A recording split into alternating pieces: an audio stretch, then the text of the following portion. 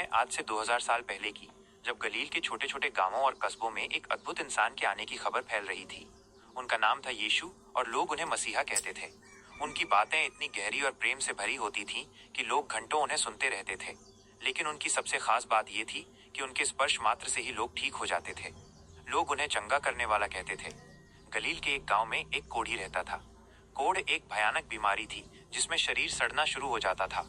इस बीमारी के कारण उसे गांव से बाहर एक झोपड़ी में रहना पड़ता था। कोई उसके पास नहीं आता था, न ही उससे बात करता था। उसका जीवन अकेलेपन और दर्द से भरा था। उसने यीशु के चमत्कारों के बारे में सुना था। एक दिन जब यीशु उसके गांव के पास से गुजर रहे थे तो उस कोढ़ी ने हिम्मत की। वो भीड़ को चीरता हुआ यीशु के पास आया और उनके पैरों में गिर गया। उसने रोते हुए कहा, हे प्रभु, यदि आप चाहें तो मुझे शुद्ध कर सकते हैं। भीड़ हैरान थी। कोई भी कोढ़ी के पास नहीं जाना चाहता था, लेकिन यीशु ने बिना झिझके अपना हाथ आगे बढ़ाया और उसे छुआ। उन्होंने कहा, मैं चाहता हूँ, तू शुद्ध हो जा। और जैसे ही उन्होंने ये कहा, उस आदमी का शरीर तुरंत ठीक हो गया। उसकी त्वचा बिल्कुल नई हो गई। उस आदमी की आंखों में खुशी के आंसू थे। वो दौड़कर गांव में गया और सबको बताने लगा कि यीशु ने उसे चंगा कर दिया है। ये खबर तेजी से फैल रही थी और लोग दूर दूर से यीशु के पास आने लगे। एक बार वे कफरनहूम के एक घर में थे। वहां इतनी भीड़ जमा हो गई थी कि अंदर जाने की जगह नहीं थी। उसी समय 4 लोग एक लकवाग्रस्त आदमी को लेकर आए। वो चल नहीं सकता था, इसलिए उसके दोस्त उसे एक चटाई पर लिटाकर लाए थे। जब उन्होंने देखा कि घर के दरवाजे से अंदर जाना असंभव है, तो उन्होंने एक अद्भुत उपाय सोचा। वे चारों उस लकवाग्रस्त आदमी को छत पर ले गए। उन्होंने छत का कुछ हिस्सा खोला और धीरे धीरे उस चटाई को नीचे उतारा जहां यीशु बैठे थे।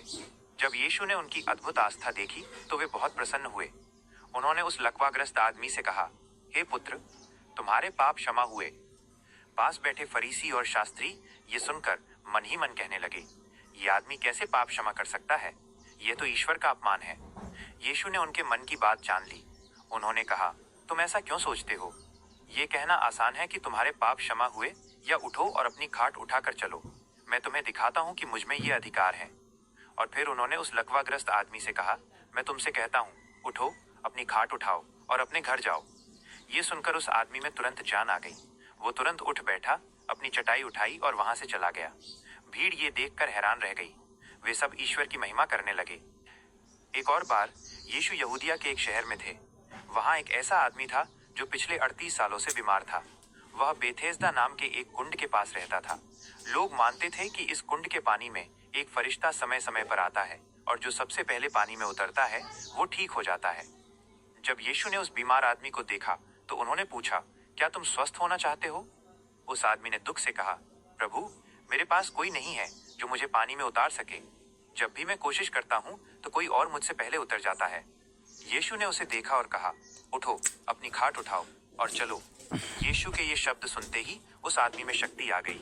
वो तुरंत खड़ा हो गया, अपनी खाट उठाई और चलने लगा।